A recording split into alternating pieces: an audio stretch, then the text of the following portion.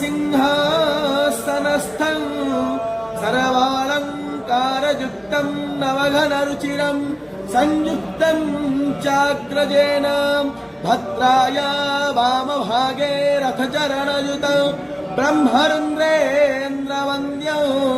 वेदानां सारमीशं स्वजनपरिवृतं ब्रह्मदारु स्मरामि नीलाद्रिनाथं जगतामधीशं चिदं स्वरूपं शरणीकनाथं श्रीनीलगोत्राधिपतिवरेण्यं सुरेन्द्रवन्द्यं प्रणतोऽस्मि नित्यं सशङ्खचक्रं सकिरीटकुण्डलं सपीतवस्त्रं सरसीरोभक्षणं सहारवक्षहि वसुदेवसुतं देवो कंसचारोणमर्दनं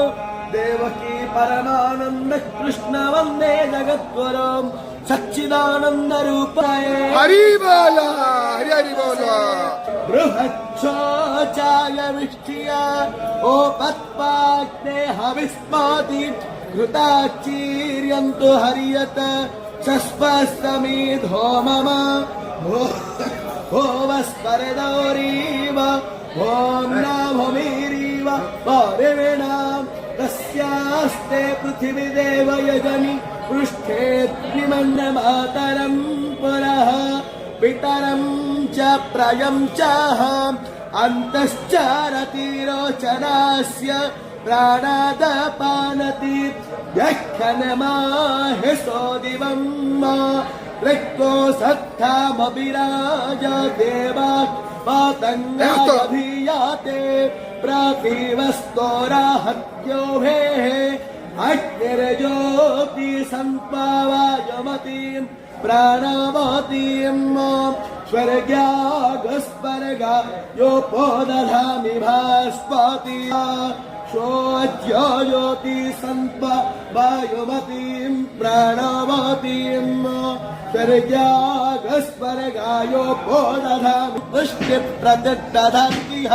प्रजक्तो रामयतो प्रजापतेः अग्नये गृहपताये राईमाते पुष्टिपताये स्वाहा अग्नये नादयन्नपताये स्वाहा अनामिरत्कृधि इन्द्रानमित्र पश्चान्मेन मित्र पुरस्क्रोधे ॐ हरिः ॐ